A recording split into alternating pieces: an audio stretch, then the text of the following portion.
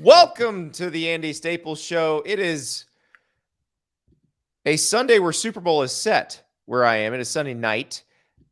We have just found out that it will be Bengals-Rams in the Super Bowl, just like everyone predicted at the beginning of the season. Max Olson, the portal authority, is here with me. We have not had the portal announcement yet. We thought we might get it last week. We thought we might get it this weekend. Hey, Max, the last time you were on the show, which was like 2 weeks ago, we thought we were going to get it the next day, but Caleb Williams still has not told us where he's going. And so how many podcasts are we going to record before Caleb Williams makes a decision? That's a great question. I'm trying to figure out, like, the Super Bowl is in 2 weeks. Mm-hmm. Will the Super Bowl have been played before he says where he's going? Could he do like the silent commit thing and just wait till June? Sign up and then just the other thing at this point I'm wondering, Andy, is like, do you think Caleb Williams, of all the options that are out there, and there's certainly some really good ones, do you think that he's just thinking like, what if I took a gap year? What if I just go to Europe and find myself and just get away from all this pressure? Why not? It's exceedingly possible at this point. I mean, would anything surprise you? He has to be in college 3 years before, or has to be out of high school 3 years before going to the NFL. He could do a gap year this year, play in 2023. For whoever has the best team going into 23. Yeah, sure. Be ready for the 2024 draft to be perfect. No, so I started thinking about this on Saturday as all the Tom Brady stuff was unfolding. Mm-hmm. Do you think Caleb Williams and Tom Brady are sort of in the same boat, where they've probably made the decision, but they just want to control the announcement, and now they're mad and they're going to just delay it inevitably, or indefinitely, not inevitably. I mean, and it's also, if you want to compare the two, Tom Brady, when he was a free agent, he was like, where can I go play with the most badass players and go compete right away? I'm sure Williams is thinking the same. Well, and so Tom Brady, I really do think it was funny because on Saturday I was like, oh, these NFL people are going crazy over Tom Brady saying, oh, maybe not. He called the GM and he said, maybe not. Like, this is purely the guy who signed his letter of intent in the early signing period, but wants to announce at the Army All-American game. Like, that 100%. Is what Tom Brady is right now. Well, I love I don't want to botch this, but wasn't there a report that if he waits, like a week, then he's collecting $15 million? Well, our Greg Allman, our Bucks writer at The Athletic, gave us some clarity on that. So he owes $16 million of his signing bonus back if he retires before next season. Mm-hmm. And so he's either writing them a $16 million check, and that's if he gets the $15 million that's due to him on February 4th, or he's writing them a $1 million check. But either way, he's writing them a check. I get you. Well, that's a common one in college football. It's always you got to check the fine print on the dates and when's the right time to make moves. We're used to that. Yeah, the deferred enrollment, the deferred signing bonus. Well, I've been checking academic calendar dates because the big date that everybody was throwing around was USC. Their deadline was you had to enroll by Friday if you wanted to participate in spring practice, and then Wisconsin's deadline for that wasn't until February 4th. They had already started classes, but their ad drop doesn't end until February 4th. And then you get it's just weird. Like, you had, and we haven't seen a video of Brian Kelly dancing behind Caleb Williams yet either, right? No. So we don't even know if LSU's not or out someone of it, else obviously. Is in it. Yeah, that's right. Clearly LSU's still in it till that video comes out.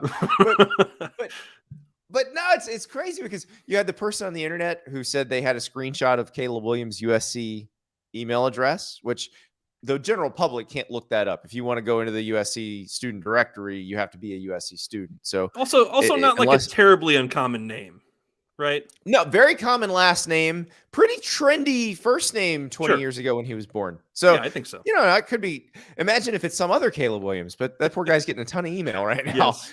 And why is everyone in Wisconsin mad at me? If he can find some NIL deals out of this, if fake Caleb Williams can get some NIL money out of this, then I think it'll be all the spam he's getting will be worth it. Yeah. Yeah.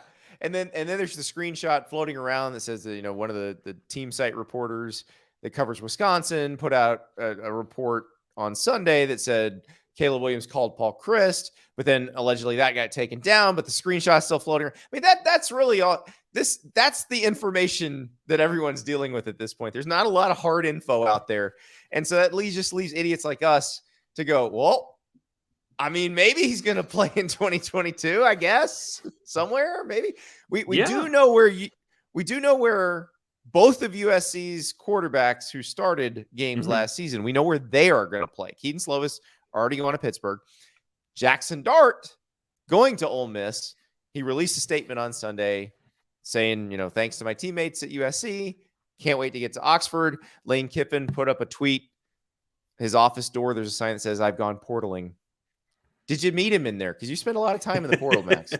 Lane Kiffin is he's crushing it when it comes to the portal now.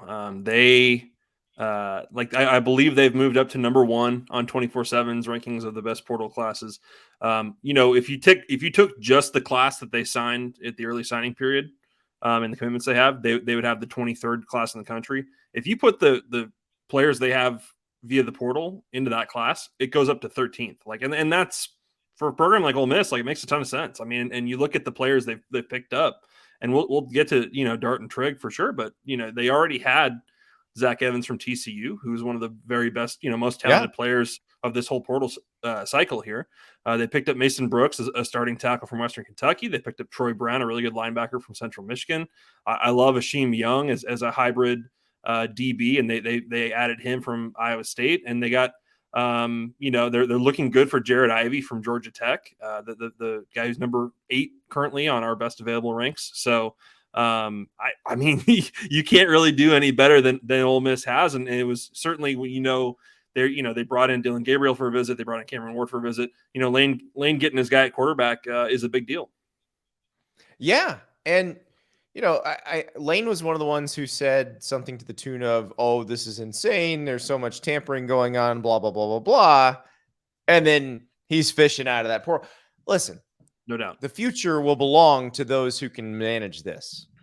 And there's multiple ways to manage this. You can either manage it by being the type of program where you develop players for the NFL and they like playing for you and they stick around and they feel like they're getting something out of it. That's your Alabamas, that's your Clemsons, that's your Ohio States. Or you be the kind of program where somebody who's done well at a lower level or is looking for a change of scenery comes in and boom, you get plugged into somewhere that you can succeed. Like Zach Evans is an interesting case here. When he did get the ball at TCU, he looked like he was very good. He looked like all the hype the recruiting hype was justified. For sure. But we'll see what happens at Ole Miss. I would think a good running back can do very well at Ole Miss in that offense because Lane Kiffin is all about those 5 or 6 free yards you get after a long gain through the air, or after any big gain, period, where you just line up and run the play. And if you have a Zach Evans type player, or what Zach Evans was supposed to be coming out of high school, that's the type of person who you take the 5 or 6 free yards, they break a tackle, and all of a sudden 5 or 6 free yards becomes 40 free yards.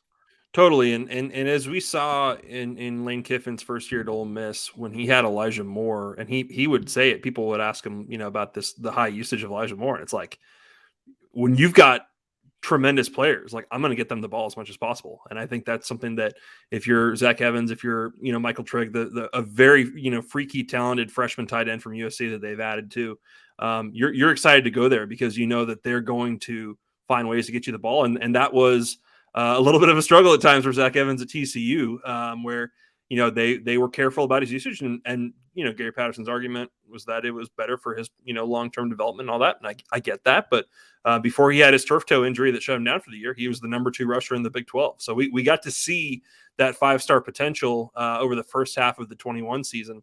And man, as a rusher and as a pass catcher, a guy just who can get in space and go. Zach Evans, super talented dude, and I really like what they did at quarterback too to put it all together here. Now I'm sure they'll still have a competition, but man, I mean Jaxson Dart is one of the very best players you can get in this whole cycle. Well, and Michael Trigg's an interesting one because you look at what they did with Kenny Aboa the first year they were there, absolutely. Where they got him out of the portal. And he immediately became one of their top targets for Matt Corral. So they like using the tight end when they've got a guy that they feel is capable. And I wonder, Max, if this is going to be how things are going to go. and we don't know if Ole Miss is going to still be good, but could there be programs where they're now going to kind of radically change from year to year, and sometimes that chemistry is going to click and sometimes it's not? That sounds almost like basketball. Okay, so let me ask you that. So if you were Lane Kiffin, if he called you and asked, "Hey Andy, do you think I should do this every year?" Wouldn't you say yes? If it works, yeah. No, right. Of course, but you I judge it by understand the what you're results in saying. some ways. But in terms of the process, to think about and look, and sometimes you're going to have to do this because your guys are leaving, right? Like if you want to be one of those programs that can have a steadiness and be able to develop your guys, and be like Nick Saban and be like, oh, I'm using this to upgrade. I'm not using this to like we're not falling apart year to year here. We're going to kind of hold this roster together, and I'm going to use this to get better. There's going to be a lot of programs that go through a lot of both, that are going to lose a lot of players and pick up a lot of players. And certainly, it's going to be on Kiffin and his staff to, when you bring in talent like this, then guess what? You're probably going to have running backs and tight ends and quarterbacks and guys leave your program because they're not getting the playing time that they thought they were going to get in 2022. But I think that I can see Ole Miss being one of those programs that, especially in that, ultra competitive division, I could see this being a thing that gives them an edge from year to year. And especially, Andy, like if Jaxson Dart and Zach Evans and these guys have real success, I think that is going to matter to players that go in the portal next year to say, look, they, it's not just a sales pitch. They know what to do once you get there. Well, yeah. And can you radically reinvent yourself year to year? Because if you're successful through the portal, you're going to have to be able to create your own continuity. It's not going to be the same thing as Alabama or Clemson, where they have players who play and then they reload and they just the cycle continues. There will be drop-offs that you're going to have to cover through the portal every year. So it's probably you more still difficult. want a Matt Corral who starts for you for 3 years, obviously. Yes. Right? You don't. Yeah. There are certain parts of this you don't want to be constantly, rolling the dice here. Well, but the thing about it is, and this is why you're probably right on this, you can't get the ready-made offensive and defensive linemen. I mean, maybe you can at Ole Miss. You could get a JUCO transfer D lineman who can come in and plug in and play right away. But for the most part, those ready-to-play big guys out of high school are going to Alabama. They're going to LSU. They're going to Ohio State. They're going to Clemson. They're going to Georgia. And you got to figure out a way to get somebody who can play with them. And that may be the 21-year-old guy who excelled in a group of 5 program or who excelled in the FCS, and his grown man strength plus his development and skill set can then compete with the 20-year-old 5-star potential future, potential first round draft pick in a couple of years. Well, yeah, and I think that you're kind of at different phases too in your program when you think about what Ole Miss has done. I mean, certainly last year, like when they're trying to pick up players on defense out of the portal, it's because they need guys. They need guys that they think they can plug into the starting lineup to try to help fix a unit that was playing really poorly.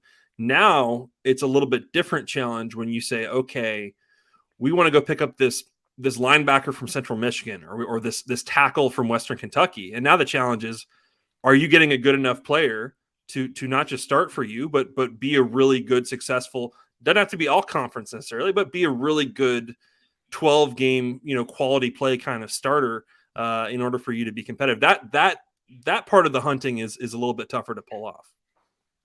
Yeah, it is going to be fascinating to see who winds up being good at this. Lane Kiffin strikes me as someone who would be good at this, because I don't know that he loves doing the hard sell to the high school kid.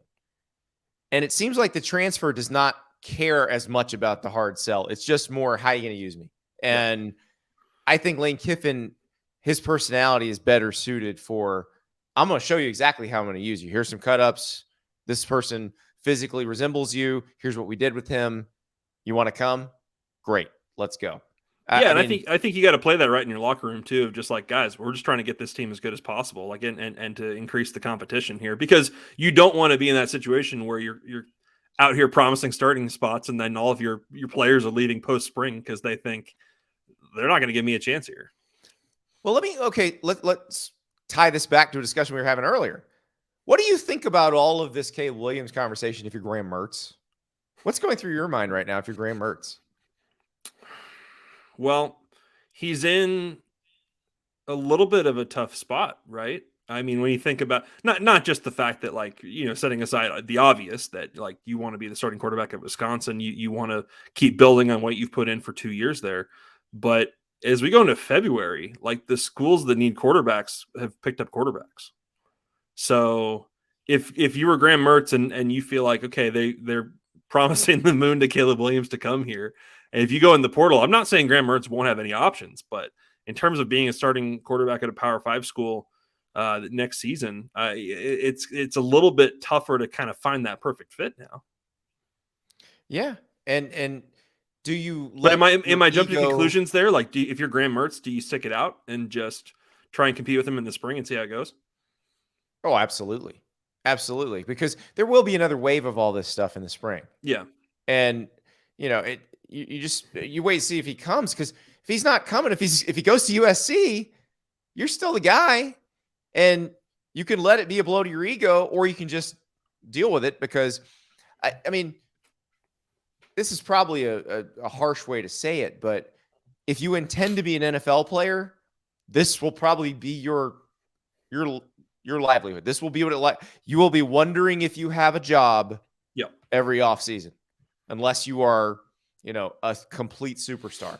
So if that's what you want, if that's the future you want for yourself is to play in the NFL, well, this will teach you how that works, because there's always somebody else that's trying to come, or they're trying to bring in that they think's better than you, and you got to figure out how to beat them out. Or if they don't work out, you set your ego aside and you're like, oh, well, this is my team.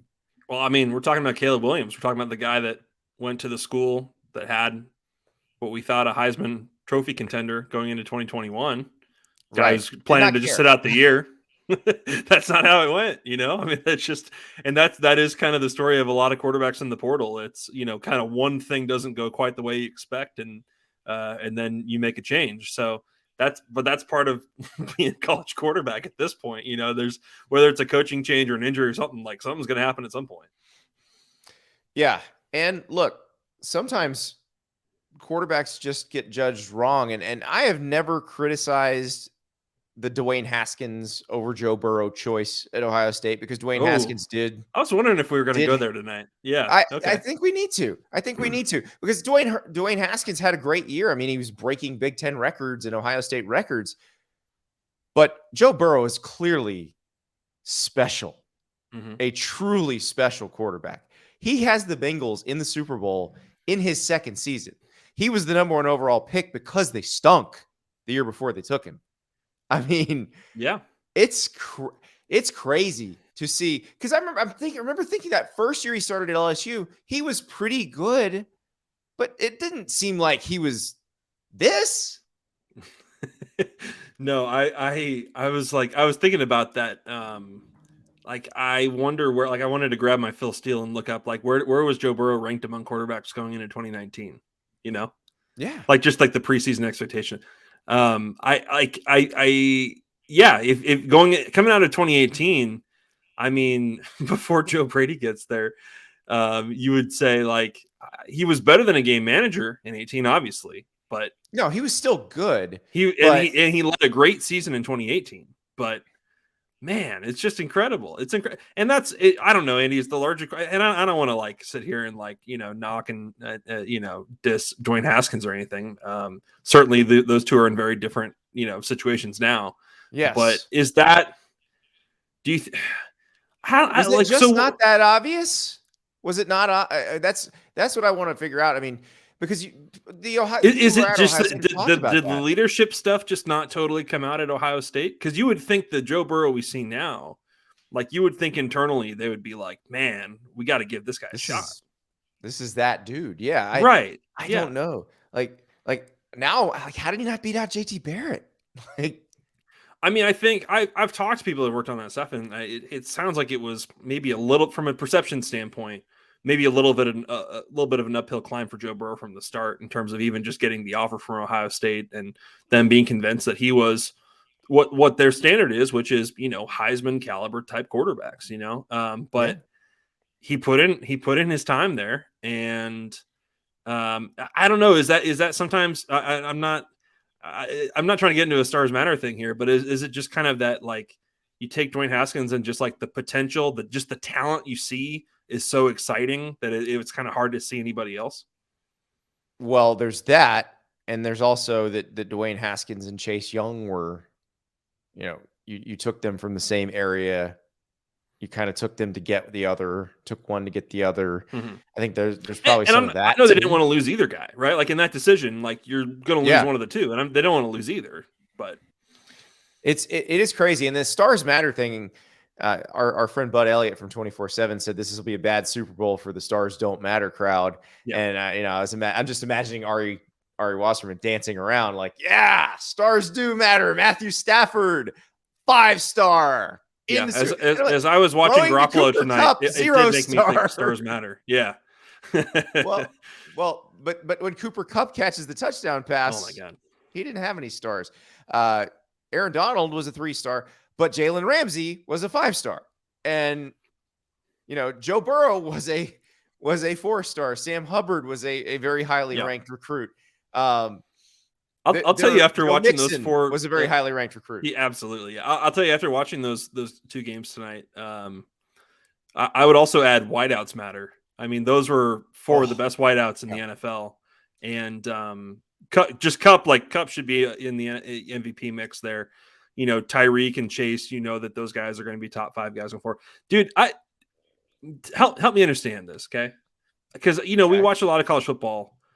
I just don't think I watched enough Debo in college. Oh, all you need to see is that game against NC State, where South Carolina had no business being on the field with NC State, and they beat NC State. I think it was in Charlotte, a season opener, and Debo basically single-handedly won it. Now, I believe he got hurt a few games into that season. So yeah, he had the year where he lost to a broken leg, and I know he had hamstring stuff early in his career too. Yeah, so you didn't get to see as much of him.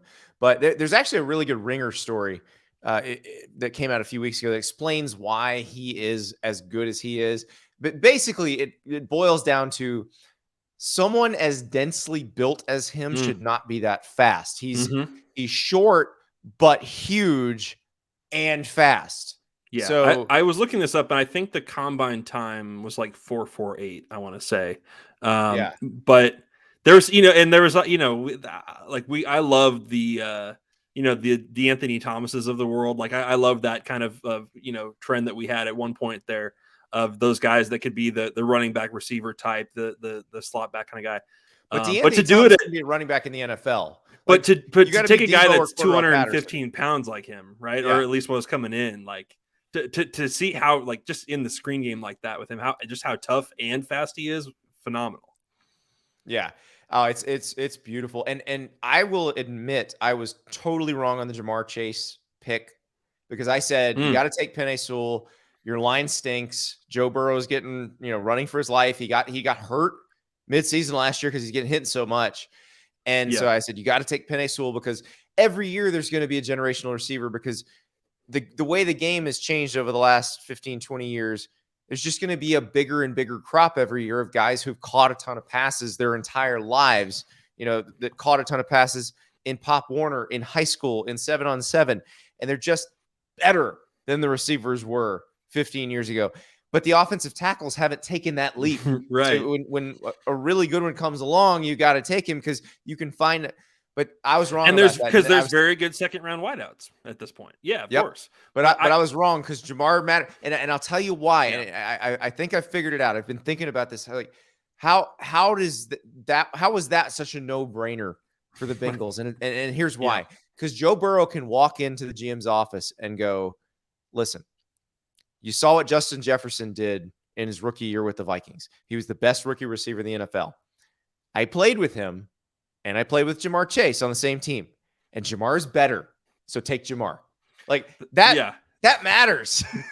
I was thinking like and Tyler Boyd and T. Higgins are good players for sure. But they're not in the Super Bowl if they have Penei Sewell this year. No, you're right. I don't think. And Riley Reef got hurt, right? They signed Riley Reef, and he got that's hurt. but that's like that's the power of Joe Burrow. That it'd be like, hey Joe, our offensive line's really struggling. Joe, we've got 2 really good wideouts.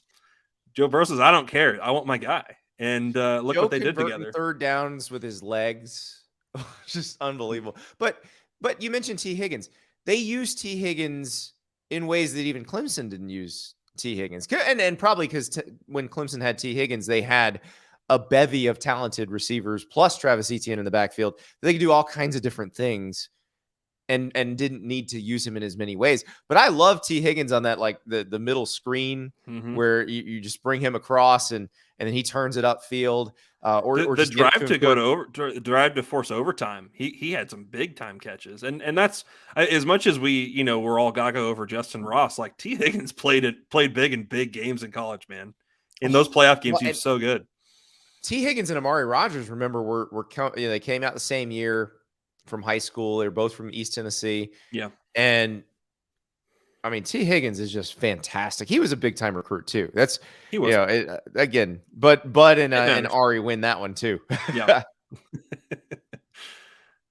Man, that was Higgins was a 5-star in the 24/7 composite, the number 19 overall recruit. There you go. Yeah, good job, Clemson. Hey, by the way, did you see this came out tonight? I don't know if it came out tonight because just the way that the Super Bowl set or whatever. Did you see Hunter Renfro's going to the Pro Bowl? I'm not surprised. I know you're not surprised, but pretty damn really cool. Good. It is. So here's my Hunter Renfro thing. I know everybody wants to think that Hunter Renfro is all effort and all try hard. I remember talking to Clemson DBs about Hunter Renfro. Dorian O'Daniel, I think, is the one who explained this to me the best. And Dorian, he played kind of hybrid DB linebacker position. He was always having to cover slot receivers. So he's explaining Hunter Renfro's first day. So Hunter Renfro at that point is like 149 pounds. He's a freshman. He is breaking starters' ankles on day one as they walk on. So you think Hunter, and obviously Hunter Renfro had to put forth a tremendous amount of effort to get where he is today. But God did bless him with some stuff, and it is elite change of direction speed. Elite. Like, look at his 3-cone drill at the combine, and then watch him break somebody down with his route running. Like, it is tremendous. And so, but if you're standing talking to him and he's wearing a polo, he looks like he should be playing golf. Oh yeah. Oh, he looks like he should be the quality control assistant for the GA. Yeah, that's right.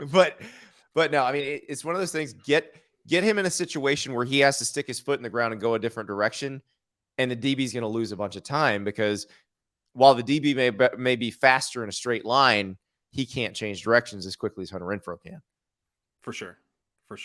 This has been these last 2 weeks have been just phenomenal. I'm glad we still got some football to get us through this cold winter. Well, and it's funny because if you have a tournament where the first round is not particularly entertaining, it's okay because there are other rounds that might be more entertaining. Uh-oh. Where are you going with this? I don't know. Who knows? It's almost as if more high stakes games are more entertaining than less high stakes games. You are hinting at ideas that I just don't know if we're going to be ready for until 2026. I just don't know. Well, we're not going to be ready for it until 2026. I wonder now. So the NFL expanded its playoff last year, and I don't know if it was because of COVID or they were going to do it anyway, but they are now a 14-team tournament, and seems just fine. Seems to work just fine. I don't know. People, I don't know. Did you know that FCS has a playoff that they actually put it on and it works? I've heard Division 2 and Division 3. They stunning. Could you imagine? Oh, so weird. Wait, what about exams? Do they take exams? Do they have classes in the FCS? Do they? See, but then they don't have the Rose Bowl. What's that? Oh, that's right. Ugh. They don't play in a really old stadium in an LA suburb that has pretty bad traffic. They don't have that. Yeah. Hey, let me ask you this: when did you buy in on Joe Burrow? Because like he won some big games in 18. When he popped up after the blindside block at the Fiesta Bowl, 100%. Against UCF. That 100%. was when you're like, oh my God, this dude is nuts. Like he does not care. He is. Yes. He wants to show them that did not bother him. And he wants to show his teammates that did not bother him. That was that moment. I'm like, okay, I get why they say they'd go to the ends of the earth first. Because the LSU players were already telling us that. They were already saying that.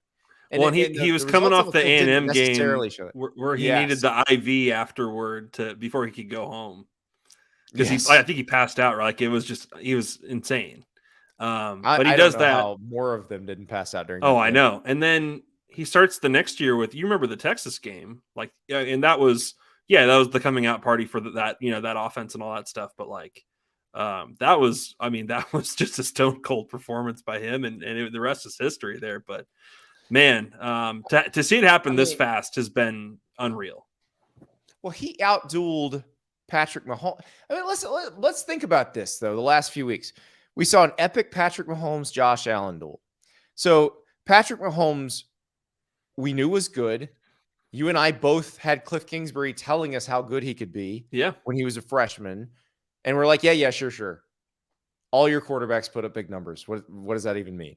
But they never do anything in the NFL. And then and then Josh Allen, like I remember I went to one of those. I never wrote my ultimate Patrick Mahomes story when he was in college. I was a big believer and I'm a big fan of him. Yeah. But I never wrote the ultimate one because I didn't actually think he was going pro when he went pro. I thought he was coming back for another year. Yeah. Bad planning on my part. No air raid quarterback had been successful in the NFL at that point. Yeah. So it was tough. And I remember I went to, there was a spring break deal where George Whitfield, the quarterback coach, was training some guys over their spring break. And it was Kenny Hill, believe Gerard Hurd, maybe, or maybe that he was an earlier one. Yep. But Josh Allen was there. And there were a few other guys. Chase Griffin, the backup at UCLA, was a middle schooler who happened to be there. And I remember just, hanging out with those guys and chatting with Josh Allen. He's like doing card tricks for me. And he's just this goofy, fun loving dude. Like you knew he was good. He was going into his last year at Wyoming. Chris Mortensen Chris Mortensen had not yet said this will be the number one pick in the next draft. I believe it was either McShay or Mortensen. It was somebody at the close of ESPN's draft coverage. They do Mr. Irrelevant gets picked and then they go, okay, and now we're getting ready for the next year's draft. And just keep an eye on Josh Allen from Wyoming. He's going to be the number one pick.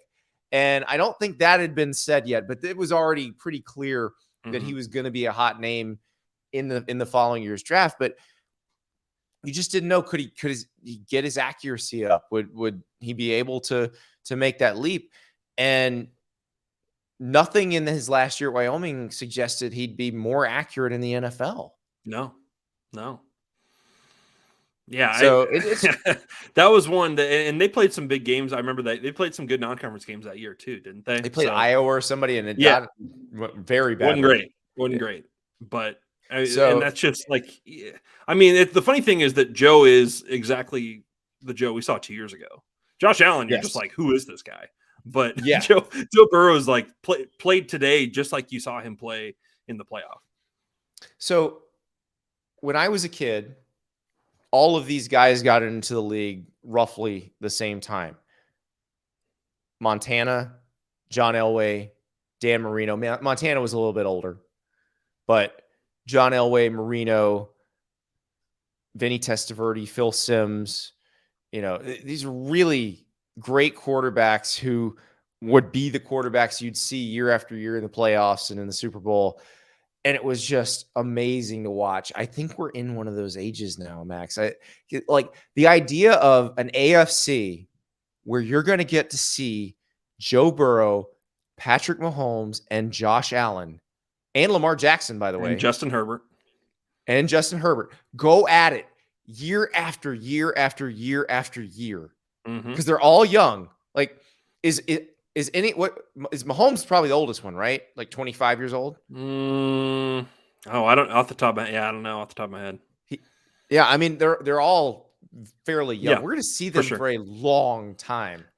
Yeah, it's like I know that I saw it commemorated last week. Like, oh, this is the end of the Roethlisberger, Rivers, Eli era. And it's like that's got nothing on what we got That's now. going to pale in comparison. I mean, Yeah, well, you had Brady and Manning, sure, no, of and course, then of course. Rodgers was there too, but these guys seem more fun than them. Maybe it's just it's a different time. It's And a, I mean, you the could. I mean, social you didn't media mention era. Kyler. I mean, we've got a Yeah, lot more. Yeah. yeah, and Matthew Stafford's still got some good years left in him. He's going to the Super Bowl now, so this is going to be a Honestly, after really fun watching era. the NFC game, though, Andy, I think Tom Brady could probably play another year. I Like, think he could too. he probably could. I don't think he has That's to what I hang it up. can't figure out. Did he tell some friends that he was going to retire, and then they leaked it, and then it came out, and he's all mad about I want to control it. I want this to be the last episode of Man in the Arena, blah blah blah. Mm-hmm. Or was he like, let me watch these games tomorrow night and just see? Yeah, Because you're right, he could he could definitely play another year. What are we talking about? Like Yeah, like yeah. Well, the last pass he threw was the bomb to Evans over Jalen Ramsey. Like, yeah, I think he could still right. play another year. But yeah, maybe Yeah. he'll just play a total spite season. I'd be okay with that. Oh, do it, man. And that's the thing that in the race to be first, and everybody's like, well, they're wrong. I don't know if they're wrong. They may have had good information, and he may have changed his mind. Mm-hmm. It's like in the old newspaper days, back when you put the story in the newspaper and then it sat there for a day because there was no internet. I remember the folks who covered Florida the year before my freshman year. Steve Spurrier went down the road with the Buccaneers and had pretty much taken the job. And so several people wrote, Steve Spurrier has taken the Bucs job because at the time of their deadline, that was what he decided. And then sometime between putting the paper to bed and everybody waking up with it in their driveway, he decided he was staying. So yes, we saw that in hyperspeed on Saturday with Tom Brady. It certainly could be. You respect the people who are doing the reporting on that stuff. Like, it certainly could be a case where, he probably could have told 20 people, yeah, I'm retiring, and then the next day got up and said, wait, no, I'm not. What am I doing? That's one of those you got to it's be complicated. I'm sure maybe you kind of need him to tell you almost before you're really sure. Evidently. Hey, that's why when people see us do this and say, oh, according to sources, like, yeah, you try to get as close as you can when it comes to sources on that, because you don't want to be wrong on that. That's why Max Olson's not telling you where Caleb Williams is going until Caleb Williams tells us where he's going, because we don't know at this point. Let me tell you something too. Something that's popped up with I know people, like, there's the looking up the student directory thing is like kind of the new flight tracker with these things. Sometimes these kids enroll at multiple schools. Like, they send in the deposit on multiple schools because they're not sure which one they're going to yet with these transfers, because they want to get in somewhere in time for spring. So I've seen that. I've seen hey, did you see this screenshot of this guy in this directory? It's like, I think Max, did that do you know what it cost Aunt Becky to get her kid a spot at USC?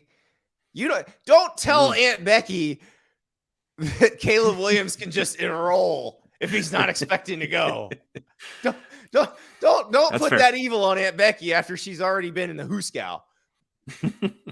Well, I look forward to eventually breaking down where Caleb Williams is going to school and what kind of team he's working with, if and when he chooses a school. 2023 is going to be a wonderful year, Max. I can't wait for it. Gap year.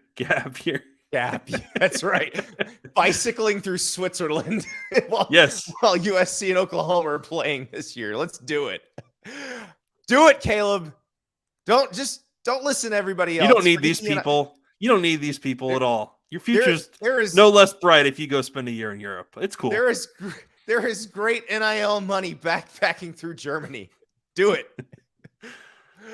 We will talk to you. I mean, maybe he's going to announce the minute we stop taping this. So yeah, I mean, absolutely. Every morning I wake up wondering if today's the day, and I will tomorrow.